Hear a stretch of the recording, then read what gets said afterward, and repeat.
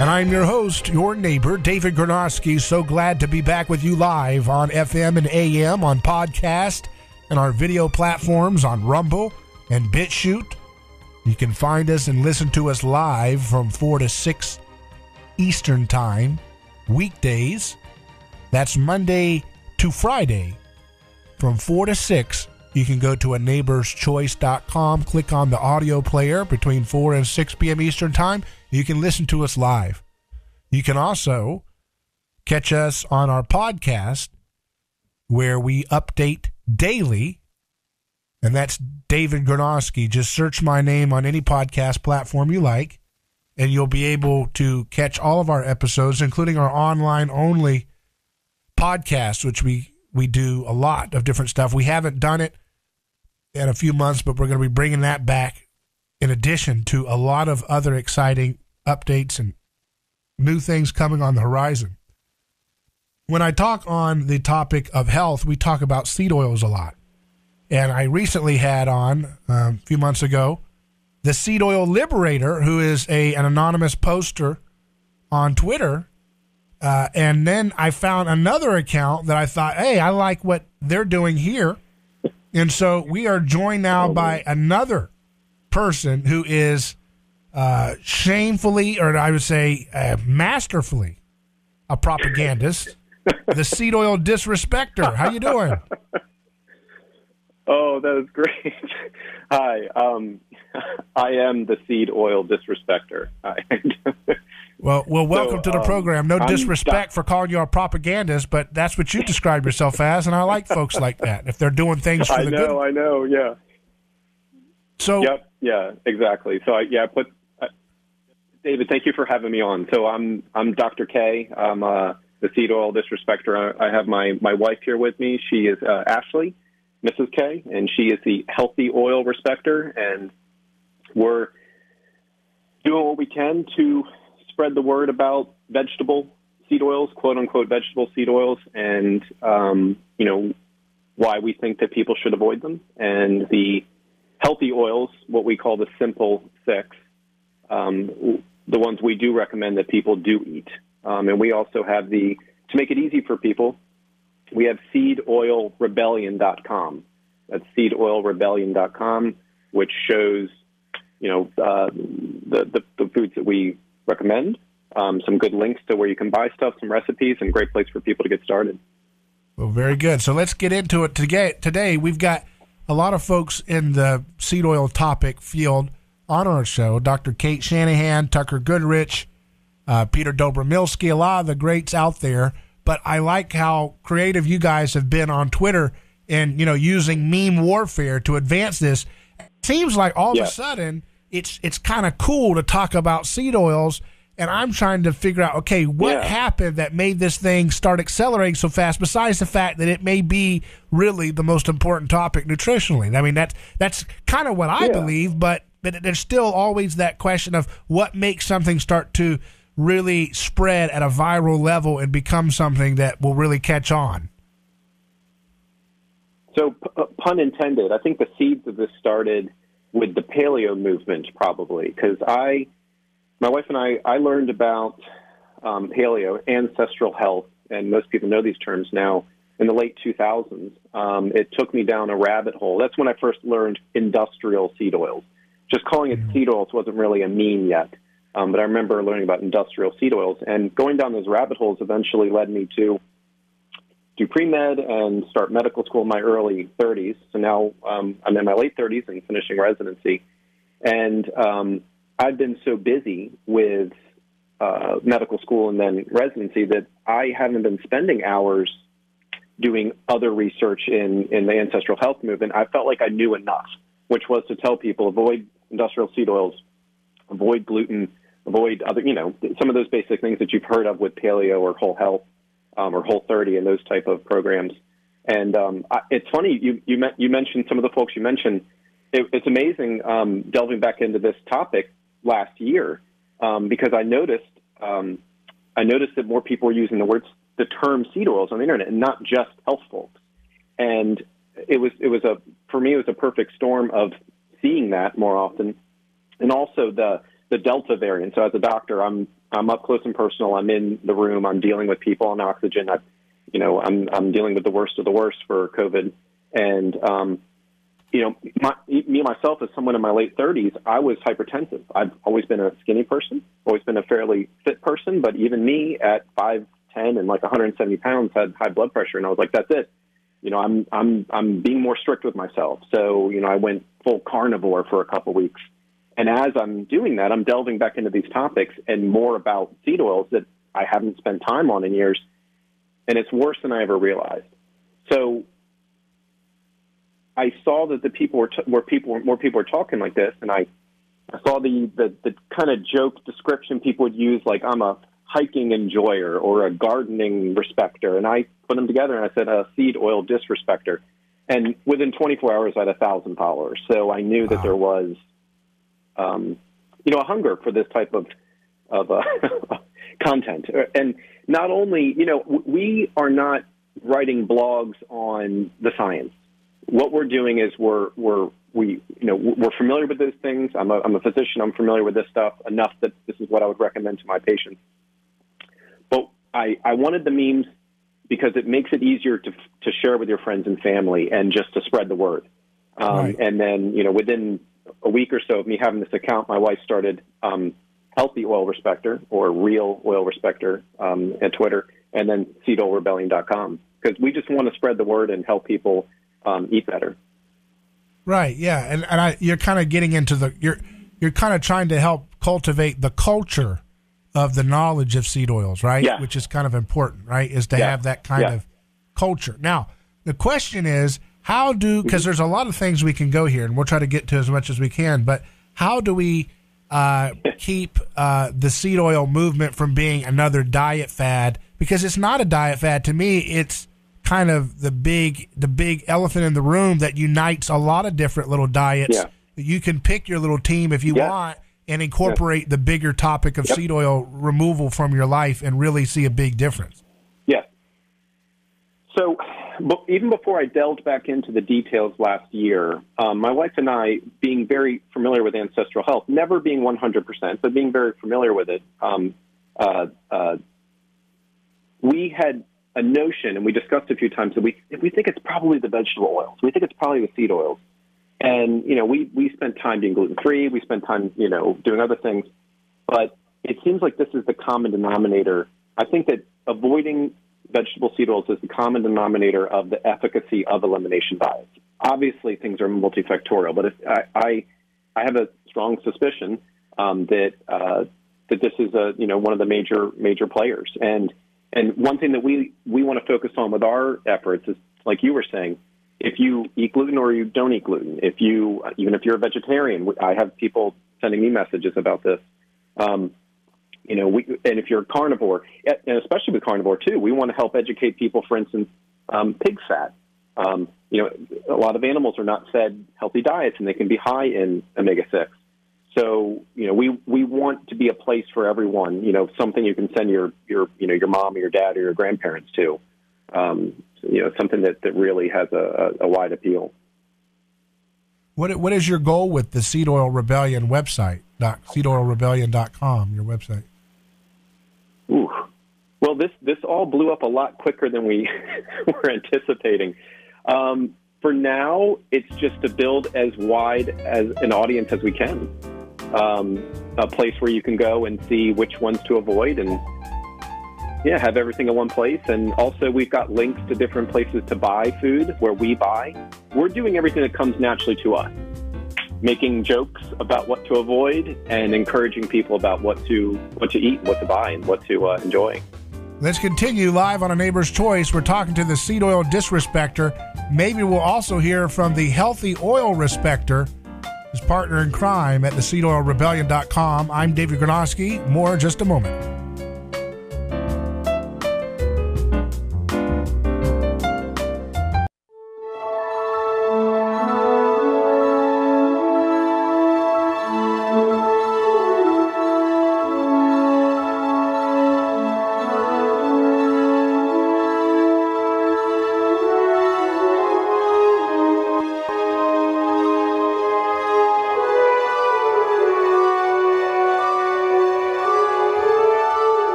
Doctor's Choice is back, and I'm here with our friend Dr. K, who is the creator of the Seed Oil Disrespecter Twitter page, where you can see all kinds of memes talking about seed oils and pointing out advice, looking at this disgusting picture of intralipid that you posted, where it's basically Bruno posted, he said it's almost a mayonnaise infusion that we're giving people in hospitals. It's this toxic level of soybean oil just pouring into your body. Is that a common thing you see as a doctor? That it appears to be standard practice, and I think that it's a good sign of the fact that we have grown up around this, and it's just been it's assumed that seed oils, these vegetable seed oils, are normal. And I think that also, in general, corrupts nutrition science because, we've got these unnaturally high levels of omega-6 in our tissues. And, I would think that a nutrition study, to be valid, would have to look at something that's more ancestrally compatible, which would be, a lot lower levels. So, yeah, it is. Man, sorry, you got me laughing here. I try to keep a sense of humor with lots of things here, but that is what it appears to be, and it's just standard practice. But how could our government be this laughably stupid to take almost the most toxic thing you could conceive of and then know the data is out there showing it is toxic? It's connected to cancer, diabetes, Alzheimer's, heart disease, autoimmune disorders, mental retardation. I mean, what else? It's literally almost everything you can think of.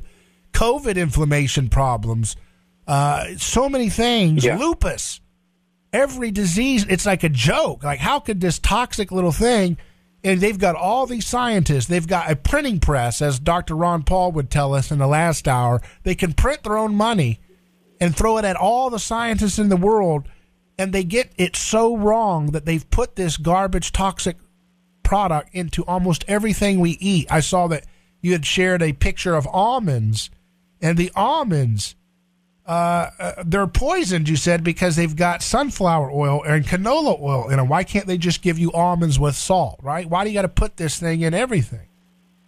Yeah. I don't think your average scientist or doctor, most people don't look at this stuff as dangerous yet. I think it's almost a niche thing to be aware of this.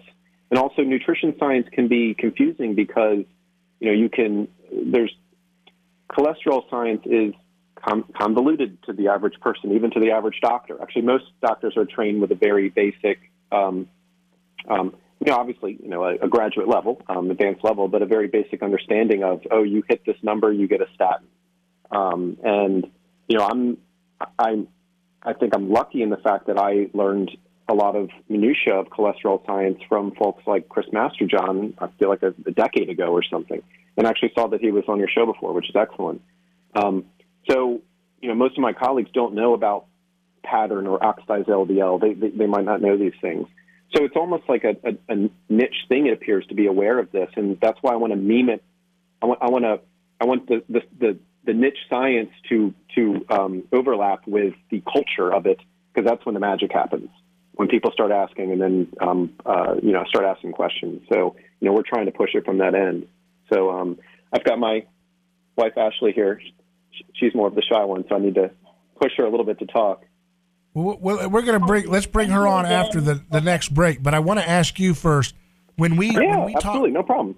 When we talk about the hurdles it takes to get something into the mainstream, I've suggested that it feels like the seed oil topic is about maybe 3 to 4 years away from being as big as the keto thing is for, mainstream awareness. Yeah. Now, of course, keto is still the problem with the keto awareness is there's a lot of dumb keto, right, where people are slathering mayonnaise and chicken wings and all that linoleic acid that comes from the seed oil products that are in the keto world. But I feel like if we can somehow if we can get a true, proper understanding of seed oil disrespect as mainstream as keto is now, that would be an utter revolution if people would actually follow that. Yeah. we'd be in a really big revolution of health.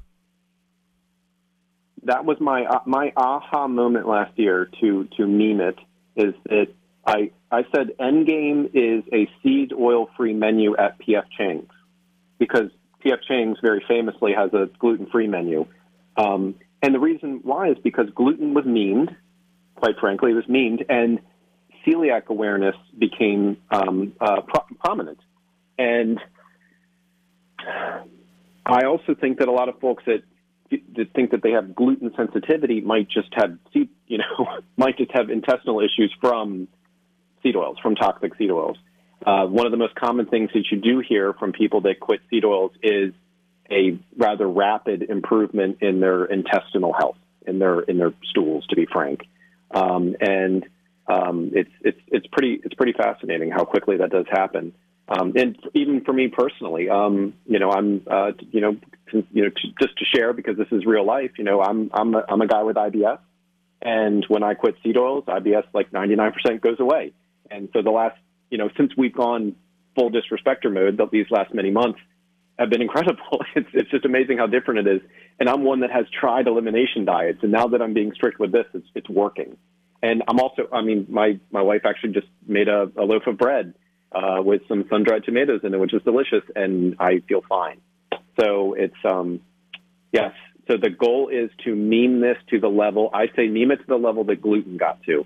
And like you said with keto, and I have a feeling that this is more dangerous to the establishment, quote unquote, than gluten was, than keto was, because this is huge. Right. This is crops. This is soybeans. This is corn. This is rapeseed, canola, and everything. They're going to push back real hard.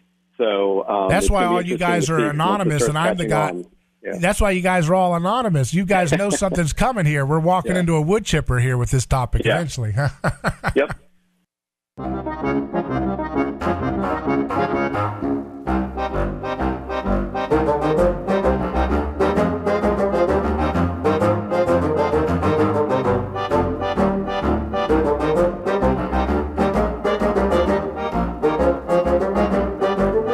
Neighbor's Choice Radio is live. We're back. I'm your host, David Gornoski. As you know, we talk about the topic of vegetable oils, also known as seed oils. That includes things like canola, soybean, safflower, sunflower, margarine, any of these things that you see, cottonseed oil, rapeseed, these terrible things. Stay away from them. Mayonnaise, watch out.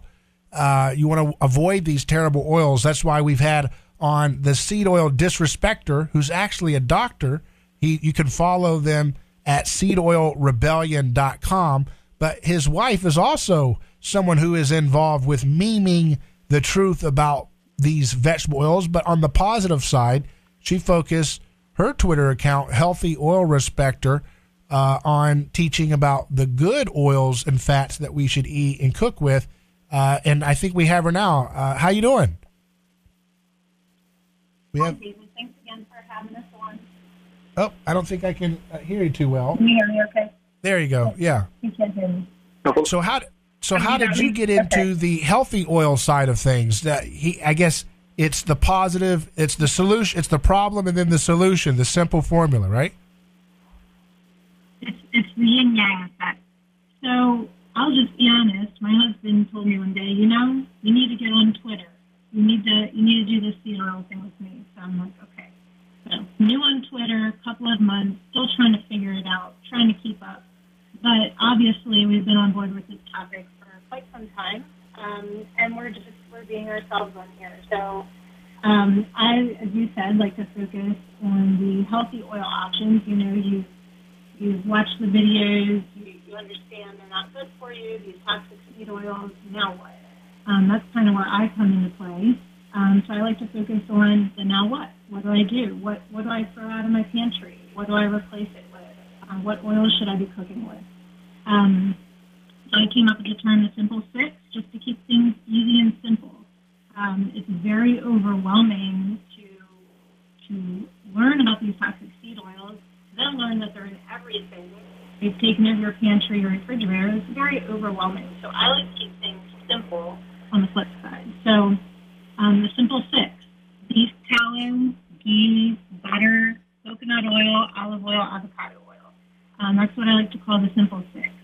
My top choices would be tallow, butter, and ghee, mainly because they're easier to find from good sourcing, basically.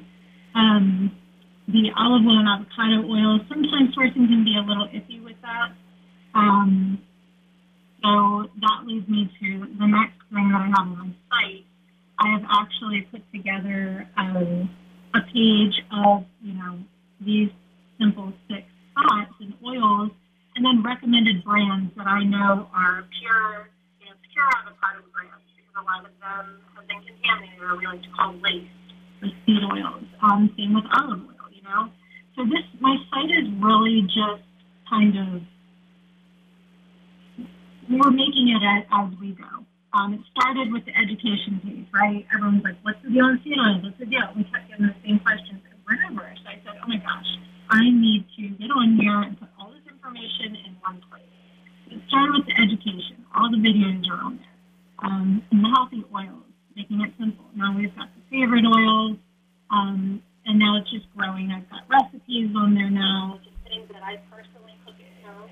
Not reinventing the wheel, just I'm trying to reach people that are very new to this, people of all different diets, vegans, carnivore, I don't care what you are, everyone should be discussing.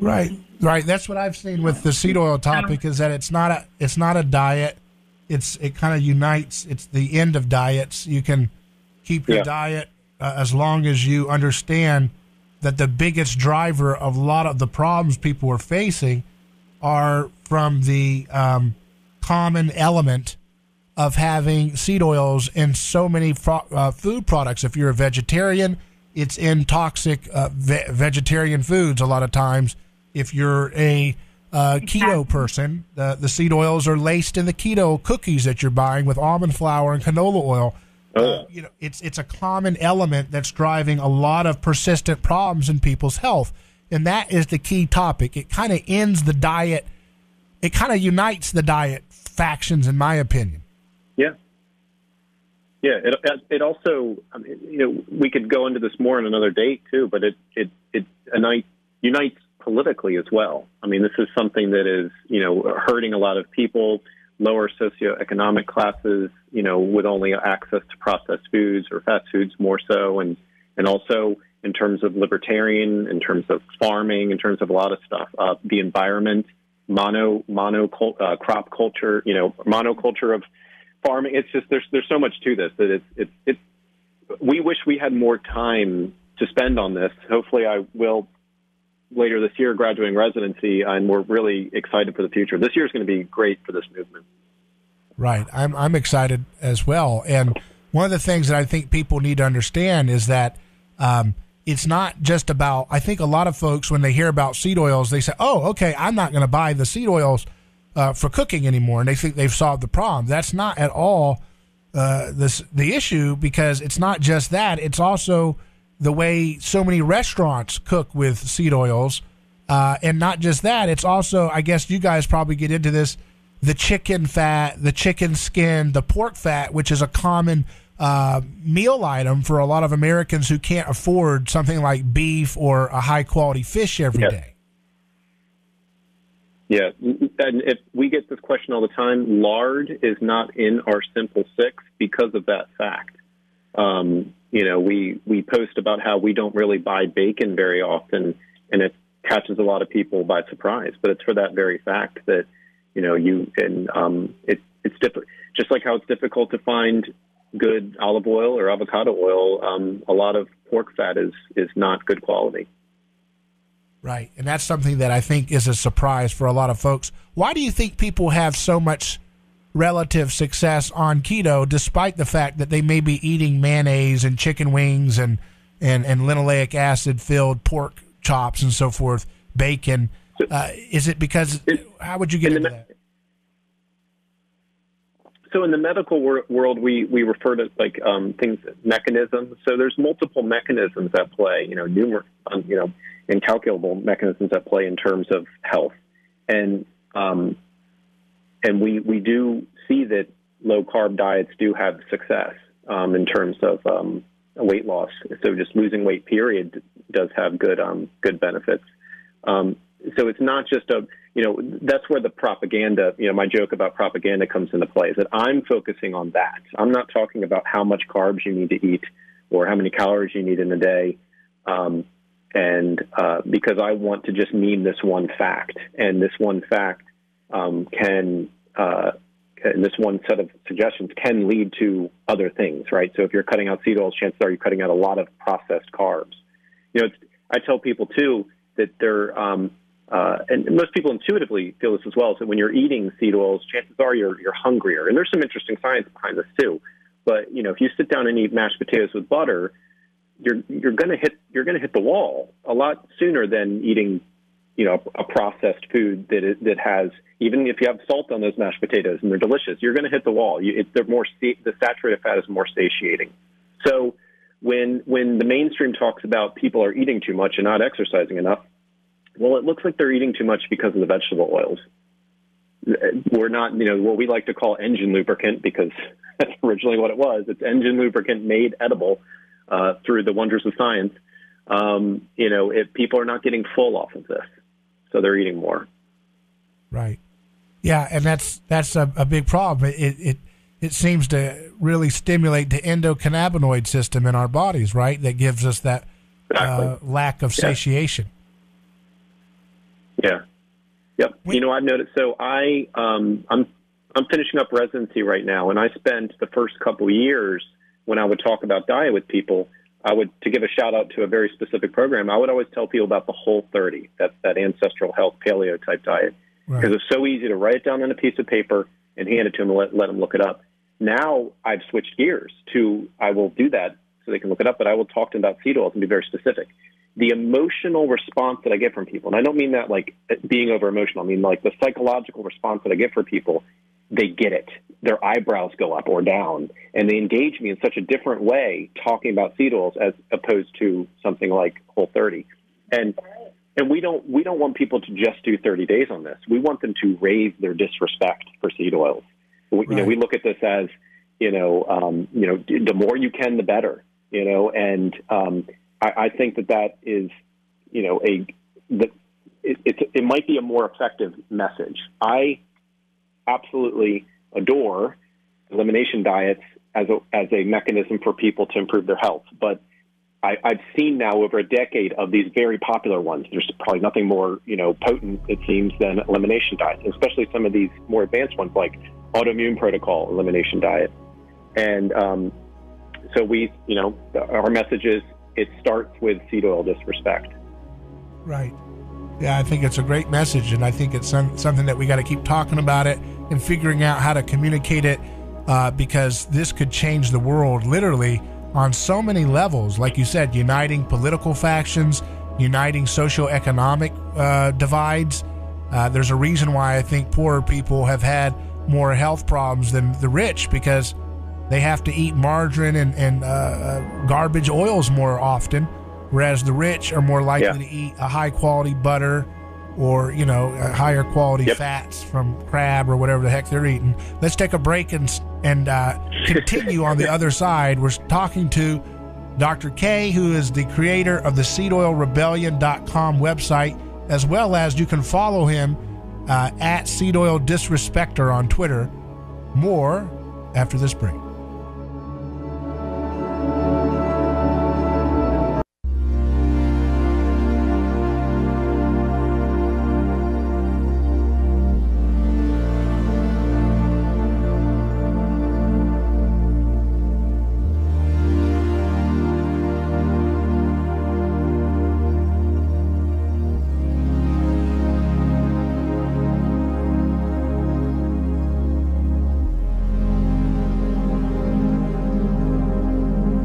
Neighbor's Choice returns now. I'm David Gornoski. We're live with a topic about seed oils, something that we've gotten a lot of interest on our show and emails and callers calling in, wanting to know how they can get these things out of their lives, why they're so important. And we're joined by the guy who is behind the Seed Oil Disrespecter Twitter account, which has a lot of funny memes and interesting things. to kind of help familiarize us with this topic and to kind of cultivate the culture that's going to come alongside with what needs to happen, which is nothing short of a revolution in our nutritional understanding. What would you say? I don't know how to explain this to people in a way that we can kind of make it make sense. What percentage of like how much of a reduction in cancer would be seeing if we didn't have these PUFA high products? Let's just start with cancer. We're supposed to be always worried about cancer and always trying to look for a solution for cancer. But how much of this cancer problem that has hundreds of billions of dollars in research going to it would be solved by just if we could wave a magic wand and remove high PUFA chicken and pork and seed oil products from our food supply? So I'm glad you asked that, because this is the one topic that is the furthest from the jokester, propagandist persona. Like, I will have to absolutely put my doctor hat on here and speak very carefully. So I would say, in a measured way, that if you look at epidemiological data on the industrialized diets, if you were to look at cancer rates prior to industrialized diets and compare that to what we have now, I don't want to use any numbers because this is a very sensitive and very important topic. But it is safe to say that this is one of the most significant contributors to the chronic diseases that we're seeing. And if you just look at the data of cancer or heart disease and diabetes and a lot of these things pre-industrial food and post-industrial food, you can look at the United States, or you can look at Native American populations, or you can look at other documented changes in the health of populations, and it would be safe that a significant portion of that is coming from this, because it's such a large change. It's such a significant change. So when I encounter, so I very famously don't debate this topic on seed oil disrespecter. I think there's a lot of other folks that have skin in the game and have been debating and getting into the trenches on these things. Because the way I look at it, the proponents of seed oils need to make their case. They need to show me the society of seed oil enjoyers that are extremely healthy. I am able to point to certain tribes or groups of people that are eating either very high saturated fat, very high animal-based diets and don't have heart disease and don't have as much cancer and other things. And I can also point to other groups of people that are very high carbohydrate and low in animal intake that are very healthy. But one of the common denominators of these healthy societies is they don't have these seed oils. And yes, I joke this is reductionist, but it's reductionist because it's the thing that we're focusing on, because we think it's the place that people should start. There are a lot of folks out there that are going to spend a lot of time putting this in a proper context. But one of the things as a doctor that you have to do is synthesize and say, this is what I think you should do. And with the knowledge that I've read, I've decided to put together, and we've decided to put together this message. I haven't memed cancer because it is such a devastating thing. And if you are diagnosed with cancer and I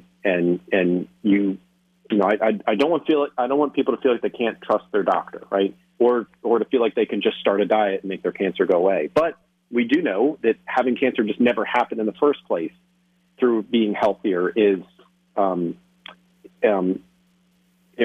most potent and the most, obviously, the most effective, just being healthy. And also, and to segue, COVID-19 as well. We do know, and they're officially talking about this, that obesity and metabolic syndrome is heavily correlated with a poor outcome of COVID-19. And so that's one of the reasons why I delved back into this topic last year was, when Delta variant came around, what it showed me was that COVID changes. And I was not scared for myself or my wife or my daughter in 2020, but in 2021, things started to look different. And, we want to be as healthy as we can in a world that has things like COVID-19.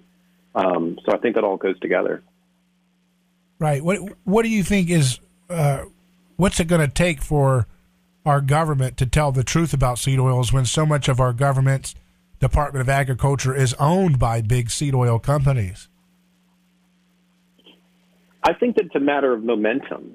I don't think that there's a villain with a pointy mustache. Maybe a few of them, but I think your average person is. Nutrition is weird nowadays. Like, one hand doesn't talk to the other. Like, sometimes people go, "Oh wait, no, saturated fat is not bad," but we still think it's bad. And I don't think it's coherent. I think that there's so much momentum going on in nutrition and just business and agriculture that it's going to take.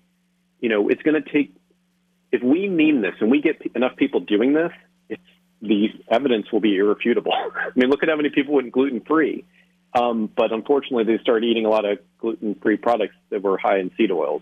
That the gluten-free meme, the gluten-free movement was great for all the celiacs out there that, up 1% of the population that might have never known or, got tested, and less than 50% of people with celiac even have GI issues. They might just have iron deficiency or something. So, a lot of people are asking for that, but it's going to be irrefutable. When people are getting better tans because you don't sunburn as bad when you're lower in omega-6, when their intestines feel better. My wife talks about nausea and bloating and these things that are better for her off of seed oils. We're autism parents. We have a daughter with autism, and she's got a genetic mitochondrial disorder. And we see some improvements in her. Nothing life changing, but just some general stuff that's exciting. And blood pressure improving, and also we're baking chocolate chip cookies. We're being adults and, being measured with our diets, but we're not being as extreme as some other things. But we are being, this is the one thing that people should be strict with. When you see the different diseases, there's also mental health problems that are caused by a lot of seed oil consumption, wouldn't you say? Yeah. I mean, if, and like I said, I want to be careful with, as a physician, as a doctor with this, we need more, I joke about just trusting the hunch, but, we need more science with this in order to help push into other spheres. And I'm looking forward, especially as we meme this more, there's going to be more demand for it.